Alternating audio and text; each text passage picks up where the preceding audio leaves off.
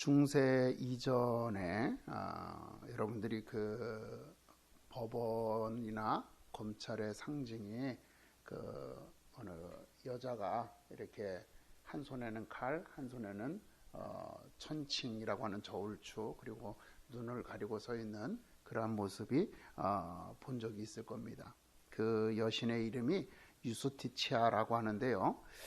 이것은 법의 힘을 상징하는 검, 그죠? 그리고 법의 엄격함을 상징하는 천칭을 들고 있습니다. 그런데 이것이요, 원래는 이 칼과 이 천칭만 들고 있었는데 중세 이후에 여기에 이제 그 눈가리개를 하는 게 하나가 더 추가된 그때라 그래요. 왜냐하면 이 눈가리개를 통해서 법의 공정함을 상징하고자 했다라고 하는 거죠. 예전에 오래전에 미국의 한 지방법원의 한 판사는요, 재판 때마다 눈을 하얀 헝겊으로 가리고 그리고 재판을 임했대요. 이 사람이 눈이 보이지 않아서 그런 것이냐, 눈에 어떤 무슨 이상이 있어서 그런 것이냐, 그것이 아니라 오히려 그런 재판이 끝나면 이 헝겊을 풀고 그냥 아주 그냥 정상적으로 걸어갔다 그래요. 그럼 왜 당신은 이렇게 눈을 가리고 재판에 임합니까? 물어봤더니 그가 하는 말이 이렇습니다. 내가 법정에 들어갈 때에 눈을 가리는 이유는 사람들을 보지 않기 위해서입니다. 원고나 피고 혹은 증인 중 단 한 명이라도 내가 아는 사람이 있다면 나 자신도 모르게 판결에 영향을 받을 수도 있기 때문입니다. 그죠? 우리가 이렇게 사람을 보면 어떤 아는 사람이 있으면 심정적으로 그 사람한테 조금이라도 뭔가 이렇게 부드러워지고 조금 도움을 주고 싶은 그런 마음이 있잖아요. 그러한 어떤 그 감정의 이끌림으로부터 자신이 객관적으로 정말 엄격하게 공정하게 이 법을 집행하기 위해서 나는 내가 사람들이 내 재판을 받는 재판정에 와 있는 원고나 피고가 누구인지 보지 않기 위해서 눈을 가린다라고 하는 거죠. 참 사실 여러분, 우리는 눈에 보이는 것 때문에 얼마나 불공정하게 살아가는지 잘 모르잖아요. 우리나라 사회 같은 경우 학연, 지연, 혈연 이런 거 굉장히 아주 만연해 있지 않습니까? 근데 이 법원에서조차도 이러한 일들이 일어나면 안 되기 때문에 이분은 그렇게 눈을 가렸다는 거죠. 여러분, 우리 사람들이요, 무언가를 선택하거나 판단할 때 그 기준으로 삼는 것이 뭐냐면 대부분 여러분 우리는 보는 것이에요. 그죠? 저 사람이 어떻다. 또 그 다음에 뭐예요? 우리가 듣는 거예요. 누가 어떤 사람에 대해서 얘기를 전해주는 거, 소문을. 또 어떤 거냐면 우리가 냄새를 맡거나, 그죠? 그래서 어떤 사람은 냄새만 맡아도 좀 약간 기분이 나쁜 사람이 있고, 왜냐하면 좀 암내 같은 것도 우리 사람의 체취가 좀 독한 사람들 있잖아요. 그런 냄새도 있고요. 또 혀로 맛보는 것도 있다는 겁니다. 이러한 정보를 통하여서 우리는 상대방이 혹은 어떤 물건이 어떤 그 상황이 나에게 유익한 것인지 아닌지를 판단하고 선택하게 되는 겁니다. 그런데 우리가 이렇게 오감을 통하여서 수집하는 정보가 왜곡되거나 거짓된 것일 때요, 그래서 우리가 그것을 신중하게 고민하지 않았다가 잘못된 판단과 선택으로 인해서 큰 위기에 빠지게 되는 경우들이 종종 있습니다. 제가 아는 목사님, 우리 화성중앙교회에 있는 목사님이 얼마 전에 한 일주일, 사모님은 한 3일 정도 입원하셨고 목사님은 한 하루 정도 응급실에서 지내셨던 적이 있는데, 왜 그랬느냐면 지금은 이제 도시화가 됐지만 예전에는 아주 시골이니까 또 거기는 교회가 이렇게 연세 드신 분들, 농사 짓는 분들 이런 분들이 많아요. 그러니까 철이 되면 이렇게 수확한 것들, 쌀이든 배추든 무든 나물이든 이런 걸 이렇게 집 앞에다 이렇게 새벽 예배 마치고 갖다 두고 가시는 분들이 종종 있어요. 근데 얼마 전에도 어느 분이 이렇게 도라지를 놓고 가셨대요. 그래가지고 이 도라지를 요리를 해가지고 그날 수요일인데 그 저녁 때 그걸로 이제 식사를 하신 거예요. 그리고 수요 예배 때 예배를 드리는데 목사님이 말이 돌아가는, 혀가 돌아가는 거예요. 그리고 서 있지 못할 정도로 힘들어지셔가지고 빨리 끝을 내고 이제 올라가셔서 쉬신 거죠. 근데 지금 권사님들이 이렇게 가만히 생각해 보니까 아무래도 좀 느낌이, 왜냐하면 이제 걱정이 되잖아요. 막 이 말도 못 하시고 말이셔서. 그래서 사모님한테 전화를 드렸더니 사모님이 전화를 받는데 알아듣지도 못하는 말을 횡설수설하시고, 그리고 전화기를 분명히 끊지도 않았는데 막 불러도 대답도 않고 그러더라는 거죠. 그래서 깜짝 놀라가지고 권사님들이 밤 10시에 이제 아는 집사님들 몇 분 모아가지고 집을 찾아가서 배를 누르는데 배를 안 열어주는 거예요, 문을. 한참을 두드리고 막 배를 눌리고 그러다가 이 목사님이 이제 겨우겨우 나왔는데, 뭐 목사님 정신이 없더래요. 그리고 방 안에 들어가, 집 안에 들어가니까 사모님은 거실에 쓰러져 가지고 정신을 잃어버리고 있는 상황이고, 그래가지고 두 분을 모시고 이제 응급실에 가가지고 막 이렇게 치료하고 했는데, 이유가 뭐냐? 그날 도라지가 문제였던 거예요. 미국 자라봉인가 자리봉인가 하는 그러한 그 뿌리 열매가 있는데요. 이게 도라지하고 아주 비슷하대요. 그래서 이게 풀이 나지 않으면은 구분을 할 수가 없대요. 왜? 똑같이 생겼는데 단지 차이점이 있다면, 이 자라봉은 매끈하게 생기고 크기가 좀 더 굵다는 거죠. 그것밖에 차이가 없지 도라지하고 똑같다는 거예요. 그러니까 아무래도 이 연세 드신 할머니가 어디 가서 도라지를 캔다고 캐가지고 와가지고 그 중에서도 목사님한테 좋은 거 드린다고 골라가지고 드린 거죠. 근데 이걸 목사님은 그것도 모르고 도라지인 줄 알고 드신 거예요. 그러니까 이게 거기에 대한 아는 것이 없으니까 그걸 무작정 섭취하셨다가 아주 큰, 이게 잘못하면 이게 보통 사약을 만들거나 이런 데 들어가는 재료라는 거예요. 큰일 날 뻔하셨던 거죠. 이렇게 우리가 뭔가 정보를 제대로 알지 못하면 그것으로 인해서 생명까지도 위험해질 수 있는 거예요. 그래서 여러분, 우리 정부에서는 이러한 우리들의 그 안전을 지키기 위해서 어떤 그 제품이든지 물건이든지 식품이든지 항상 뭐예요? 원산지 적어놔라. 그죠? 그 다음에 영양 성분 적어놔라. 언제 만들었는지, 언제까지 유통할 수 있는지, 이런 거 다 정부에서 이렇게 법으로 정해놓고 우리 소비자들에게, 국민들에게 정보를 제공하도록 이렇게 조치를 하고 있다는 겁니다. 그런데 문제는 뭐냐면, 음식이나 이런 물건 같은 것들은 우리가 정보를 알 수 있는데, 그래서 그걸 가지고 판단할 수 있는데, 사람에 대해서는 우리가 정보를 알 수가 없어요. 그죠?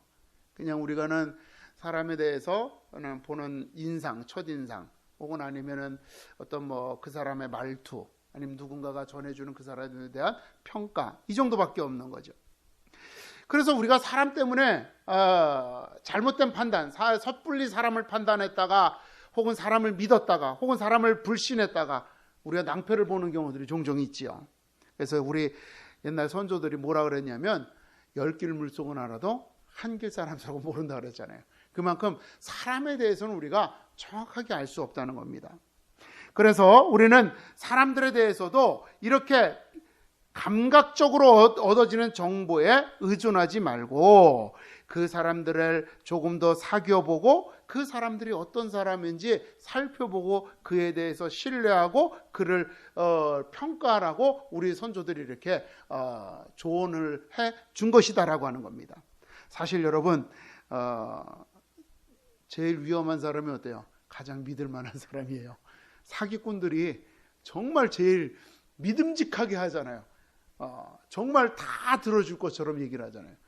그 연예인 중에 서장훈이라는 친구 있잖아요. 그 농구 선수 했던 친구. 이 사람은 가끔씩 말하는 거 보면 정말 그 친구 말이 맞아요. 근데 이 친구는 뭐라 그러냐면, 우리 젊은 청년들이 이렇게 문제를 상담하면 그 친구들의 핵심을 탁탁 좀 어떻게 보면 날카롭고 정말 기분 나쁜 말이지만 그렇게 해주는 친구가 있더라고요. 근데 그 말이 기분 나쁜 게 아니잖아요. 사실은 그게 그 젊은이들한테 정확한 상황을 판단하도록 도와주는 거잖아요. 그런데 얼마 전까지만 해도 우리 사회는 뭐라 그래서, 무조건 그래, 아프니까 청춘이야, 너가 잘못한 게 아니라 사회가 잘못했어, 세상이 잘못된 거야, 너 잘못이 아니야, 이렇게 했단 말이죠.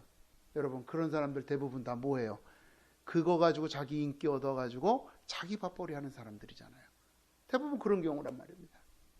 자, 이렇게 여러분, 우리가 사람을 사귈 때는 조심해야지만 돼요. 오늘 사도 바울도 이렇게 어리석은 행동을 하는 사람들에 대해서, 그러한 고린도 교회 교인들에 대해서 꾸짖는 것입니다. 첫 번째로 그 뭐라 그러냐면요, 교회를 속이는 사람들이 있다는 겁니다. 그들을 가리켜서 사도 바울은 그들을 뱀이라고, 또 거짓 사도라고, 속이는 일꾼이라고, 사탄의 일꾼이라고 그렇게 오늘 본문에서 말하고 있습니다. 이들은요, 자신들의 추악한 모습을, 그리고 사악한 의도를 아름답고 선한 것으로 위장한다는 겁니다. 4절에 보니까 그들이 어떤 모습으로 위장하느냐? 다른 예수, 다른 복음으로 위장한다는 거죠. 예수님의 이름으로 말을 하는데 예수님의 말씀이 아닌 자신들의 얘기를 하는 거예요. 복음이라고 전하는데 참된 구원의 복음이 아니라 어디서 이상한 복음을 전한다라고 하는 거죠. 그들이 전하는 예수와 복음은 예수님께서 전하신 복음과 전혀 다르다라고 하는 거죠. 여러분, 오늘날 우리가 그것을 잘 보고 있잖아요. 지금 여러분 이단 문제로 인해서 얼마나 심각합니까? 지금 신천지라고 하는 이단 집단이 잘못했는데 그 사람들이 교회라는 명칭을 써요. 그리고 그들도 성경책을 들고 다니고 하나님이니 예수님이니 이런 교회와 동일한 용어를 사용한단 말이에요. 그랬더니 지금 신천지에서 확진자들이 확 늘어나면서 교회까지도 도매급으로 넘어가고 있잖아요. 그죠? 이게 왜 그러냐면 그들이 교회와 동일한 용어, 동일한 단어를 사용하면서 사실은 다른 복음, 다른 예수를 전하는데 세상 사람들은 그걸 잘 구분하지 못한다는 거죠. 또 교인들도, 기독교인들도 그것을 잘 구분하지 못해서 그들에게 쏘가 넘어가는 경우가 많다는 겁니다. 사실 이단들도요, 자기들의 모임을 교회라고 한단 말입니다. 예수를 믿는다고 하는데 하나님의 아들이요 독생하신 예수이시며 우리의 구원자이신 예수 그리스도를 믿는 것이 아니라 어떤 사람들은 역사적인 예수, 그래 옛날에 그런 사람이 살았어, 그 사람은 좀 우리와는 다른 좀 이타적인 삶을 사는 사람이야, 이 정도로 끝나는 거야. 아니면 어떤 사람들은, 이단들 같은 경우는 예수의 구원은 십자가에 매달림으로 인해서 그의 구원은 실패한 거야, 이제 내가 제2의 예수가 돼서 내가 다시 세상을 구원할 거야 라고 하는 이단들도 나와서 얘기를 한다는 거죠. 근데 사람들이 거기에 속아 넘어간다는 겁니다.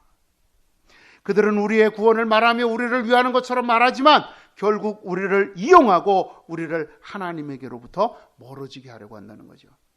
이러한 현상은 고린도 교회에만 국한된 것이 아니라 갈라디아 교회에서도 일어났었다는 겁니다. 갈라디아서 1장 6절을 보니까 이렇게 말씀하세요.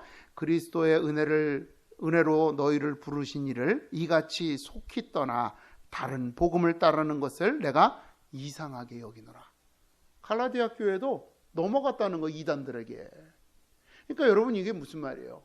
과거에만이 아니라 현재에도, 또 저기 이 초대교회가 있었던 그 중군동 지역만이 아니라 오늘 한국에도 이런 일들이 있을 수 있다라고 하는 겁니다. 아니 도대체 왜 이들은 이렇게 다른 복음을 전하는데 이 복음을 받아들일까? 이에 대하여 바울은요, 이들이 자신을 지극히 크다는 사도로 보이도록 한다는 겁니다. 5절에 보니까 그렇죠. 나는 지극히 크다는 사도들보다 부족한 것이 조금도 없는 줄로 생각하노라. 그러니까 무슨 말이에요? 그들은 자기들이 사도들보다 더 크다, 더 위대하다, 더 큰 능력을 가지고 있다라고 이렇게 말한다라고 하는 거죠. 여러분, 오늘 우리 주변에 이런 사람들이 있어요. 실제로요. 신사도 운동을 하는 사람들. 그들은 자기들이 오늘날 사도라고 말하면서 귀신을 쫓아내고 병을 고치고 하는 이런 능력들을 행할 수 있다라고 자기들이 스스로 얘기를 한단 말입니다.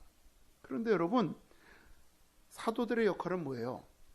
예수님께 직접 가르침을 받고 하나님의 말씀, 예수님의 말씀인 성경을 기록하는 것으로서 그들의 책임과 소명은 다 끝난 거예요. 그래서 여러분, 사도들의 말씀은, 신약 성경은 구약 성경의 확장판이에요. 구약이다 신약이라 올드 테스트먼트, 뉴 테스트먼트 이렇게 우리가 구분을 하지만 사실은 한 가지 목적을 가지고, 즉 무슨 목적이죠? 하나님이 천지를 창조하셨고 그 하나님이 우리를 사랑하시어 예수 그리스도를 보내주셨다. 우리는 죄인된 우리는 이제 예수 그리스도를 믿으면 그분으로 말미암아 영원한 생명을 얻고 구원을 얻을 것이다라고 하는 이 하나의 통일된 이야기를 전하기 위하여서 그렇게 사용했다라고 하는 겁니다. 그런데 오늘 그 신사도 운동을 하는 사람들의 말을 들어보면 말하는 사람마다 다 내용이 다른 거죠. 그러면 다르다는 거죠. 성경과 다르고 자기네들끼리도 다르다는 거예요. 여러분, 이들은 이렇게 스스로가 마치 선한 사람인 것처럼, 하나님의 음성을 듣는 것처럼, 환상을 보거나 예수 그리스도의 특별한 사랑을 받는 것처럼 자신들을 그렇게 포장하고 위장하고 해서 사람들을 속인다는 겁니다. 흰옷을 입고 나타납니다. 자신들을 거룩하게 보이려고 아주 그냥 뭔가 그럴듯한 말솜씨로 사람들을 현혹을 하고, 또 사람들의 눈과 귀를 속이기 위해서 어떤 무대 장치를 하고 조명을 사용하고 막 이런다는 거죠. 음향을 사랑하고요. 이러한 일들에 이들은 조금의 양심도 꺼리낌도 받지 않는 사람들입니다. 오늘 사도 바울은 그들을 가리켜서 뭐라고 말하냐면 자기를 광명의 천사로 가장한다. 의의 일꾼으로 가장하는 것이 그들에게는 대단한 일이 아니다. 그렇게 말합니다. 얼마 전에 뉴스를 보니까 어디 광주시장인가 전라도 도지사인가 하여튼 누가 그 신천지 그 행사에 참석했다 안 했다 이거 가지고 이제 막 왈가왈부하더라고요. 근데 사실 보니까 여러분 어때요? 대구에서도 그런 일이 있었고 서울도 그렇고 뭐 여러 정치인들이 많이 참석했어요. 근데 왜 정치인들이 거기 참석해요? 신천지가 자기네들은 봉사단체로 위장을 했거든요. 막 여기저기 봉사해주고 막 이러면서 그 봉사단체가 모이는 것처럼 위장을 해가지고 그들을 끌어당겨서 그 사진을 찍고 이용을 하는 거예요. 이렇게 이 사람들은 자기들을 선한 사람으로 위장한다라고 하는 거죠. 그들은요, 이렇게 인정받기 위해서 기회를 찾고 기회가 생기면 자신을 위장하고 진리를 왜곡하며 성도들을 현혹시키는 겁니다. 그것이 자신의 이익을 위한 것이라면 수단과 방법을 가리지 않는다는 겁니다. 그렇다면 이들을 어떻게 구분할 수 있을까요? 우리는 이 사실을 기억해야 됩니다. 예수님께서 요한복음 10장 11절 12절에서 이렇게 말씀하셨어요. 나는 선한 목자라. 선한 목자는 양들을 위하여 목숨을 버리거니와 삭구는 목자가 아니요 양도 제 양이 아니라 이리가 오는 것을 보면 양을 버리고 달아나리니 이리가 양을 물어가고 또 해치느니라 그랬습니다. 여러분, 선한 목자는 자기 양, 그죠? 내가 내 양이니까 내 양을 해치려는 늑대나 이리와 맞서서 목숨을 걸고 싸우는 거예요. 왜? 그 양에게 나의 모든 것이 걸려 있으니까. 그런데 고용된 사람들, 삭군들은 여러분 어때요?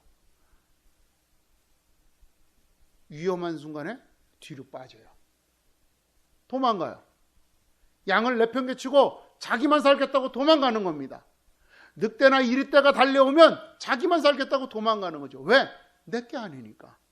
양은 내게 아니고 내 목숨은 내 거니까 나 살겠다고 도망간다는 거예요.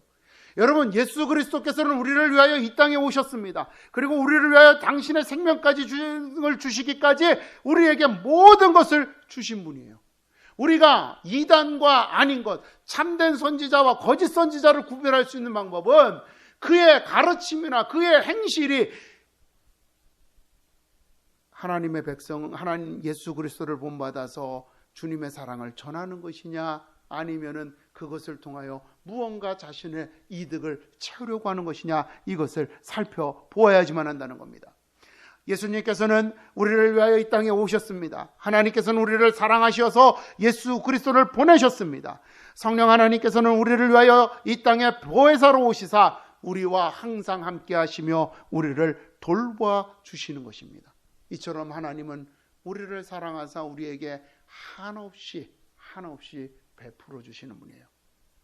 사도 바울 역시 이러한 사랑을 가지고 교회를 세우고 섬겼습니다. 그는 7절에 보니까 이렇게 말합니다. 내가 너희를 높이려고 나를 낮추어 하나님의 복음을 값없이 너희에게 전하였다. 또 내가 너희와 함께 있을 때 비용이 부족하였을 때 아무에게도 누를 끼치지 아니하였다. 사도 바울은 정말 자신을 들여가면서 고린도 교회를 세웠다라고 하는 겁니다. 이렇게 하나님의 사역자들은 겸손과 희생으로 성도들을 섬기고 교회를 섬기는 자들인 겁니다. 성도들 또한 역시 그 사랑을 자원함으로 본받는 것이 이 온전한 교회와 성도의 모습인 것입니다. 이 기쁨으로 하나님께 감사와 순종을 드림으로써 삶 속에서 하나님과 함께하는 것입니다. 그런데 이 거짓 선지자들은 어떻게 해요? 우리에게 그 사랑, 그 믿음의 증거를 먼저 요구합니다. 예.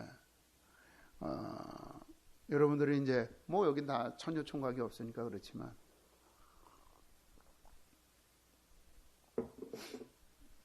나한테 사랑을 증명해 보라는 이성은 만날 필요가 없어요. 당신이 나한테 사랑을 증명하지 않아도 나는 당신을 사랑합니다라는 사람을 만나야 돼요. 그죠? 여러분 그런 사람 만나서 결혼하셨죠? 아니에요? 내 아내는, 내 남편은 내가 나한테 사랑을 증명하지 않아도 내가 그 사람이 날 사랑한다는 걸 내가 믿을 수 있고 나에게 헌신적으로 대해주고 나도 그를 진심으로 사랑하고 내가 그에게 모든 것을 헌신할 수 있는 사람이라는 확신이 있어야지 돼요. 그게 온전한 부부죠. 그죠? 그런데 우리 속된 말로 제비들, 그죠? 뭐 요새 꽃뱀이나 이런 사람들은 어때요? 사랑을 먼저 요구해요. 사랑의 증거를 요구하죠. 이단들도 마찬가지예요, 여러분. 사랑의 증거를 요구합니다. 믿음의 증거를 요구합니다. 뭐라고 얘기해요? 물질을 먼저 드리라고. 네가 하나님을 사랑하면, 하나님을 믿으면 먼저 물질을 드리라. 내가 먼저 하나님께 시간을 드리라. 내가 먼저 하나님께 봉사와 헌신을 드리라고 그렇게 얘기합니다. 그리고 자신에게 절대적으로 순종하라고 말하죠. 만일 그렇게 하지 않으면 저주를 받을 거다. 그러면서 우리 교인들 마음속에 두려움을 심어주는 거예요. 그러면 여러분 어때요? 교인들은 두려움 때문에 그 사람의 말에 순종하게 되는 거죠. 그게 여러분 우리가 알고 있는 그 뭐 무슨 뭐예요? 그 무슨 은혜 교회인가 하여튼 뭐 그 남태평 모양의 아주 자그마한 섬으로 그 신옥주라는 여자 목사를 따라서 많은 사람들이 이주했잖아요. 거기에서 매를 맞으면서도 버틴다는 거예요. 왜? 그들은 그렇게 요구하는 거거든요. 신천지도 오늘 이제 요새에서 나오는 얘기 들어보면 뭐 전도 특공대 훈련할 때는 뭐 엎드려 뻗쳐 빠따도 맞고 뭐 밤 24시간 뭐 72시간인가 밤을 먹지도 않고 재우지도 않고 그렇게 훈련을 시키고 그런다는 거예요. 도대체 그게 가능하냔 말이에요. 이성적으로. 근데 왜 그래요? 그렇게 안 하면 죽을 거라고. 그죠? 그들은 이렇게 모든 것을 자신을 위하여 하도록 만드는 겁니다. 이러한 자들을 가리켜서 사도 바울은 뭐라 그러냐면요. 로마서 16장 18절에 보니까 그들은 우리 주 예수 그리스도를 섬기지 아니하고 다만 자기들의 배만 섬기나니 교활한 말과 아첨하는 말로 순진한 자들의 마음을 미혹하느니라. 그래서 오늘날 신천지 많은 사람들이 가족을 버리고 재산을 버리고 직장을 버리고 일상생활을 포기하고 거기에 들어가서 그들의 수족과 같은 역할들을 하고 있는 그런 현실이 벌어지고 있는 거죠. 여러분 여기에서 차이가 있는 겁니다. 하나님께서는 사랑과 희생과 겸손 그리고 섬김을 말씀하시고 우리에게 먼저 보여주셨습니다. 그러나 그들은 먼저 사람들에게 자기한테 그렇게 하라고 요구하는 거예요. 차이죠. 하나님은 우리들에게 먼저 사랑과 겸손을 보여주셨는데 저들은 자기에게 먼저 우리가 사랑과 겸손을 보여줘야 된다라고 하는 거예요. 이 차이가 있다라고 하는 겁니다. 이들은 이렇게 거짓으로서 사람들을 현혹하면서 사람들을 자신들의 사람으로 만들어 가려고 합니다. 여러분 그들을 드러내는 것이 어떻게 보면 우리들에게는 큰 도전이고 모험일 수 있습니다. 어려움이고 고통일 수 있습니다. 왜? 사람들은요 듣기 좋은 얘기만 더 좋아하잖아요. 그래서 복 받는 얘기하면 좋아하는데 이렇게 아이들 이렇게 훈계하고 이렇게 뭐 충고하고 이런 거는 잔소리로 듣고 안 들어요. 그죠? 이게 사람들이에요. 그래서 우리가 복음을 전하는 것은 분명히 이렇게 진리를 전함에도 반대를 겪고 고통을 받고 고난을 겪을 것이다 라고 하는 겁니다. 여러분 오늘 고난주일이고 이번 한 주간 고난주간입니다. 여러분 우리가 주님의 고난을 생각하면서 오늘 우리가 어떤 고난을 받았는가, 주님을 위하여서 무슨 고난을 받았는가, 내가 주님의 복음을 전하면서 어떠한 고난을 경험했는가 한번 돌아볼 수 있는 시간이 되었으면 좋겠습니다. 그리고 이번 한 주간 동안에는 어떠한 반대가 있든지 어떠한 부침이 있든지 주님의 복음을 전하는 그러한 저와 여러분이 되기를 주님의 이름으로 축원을 드립니다.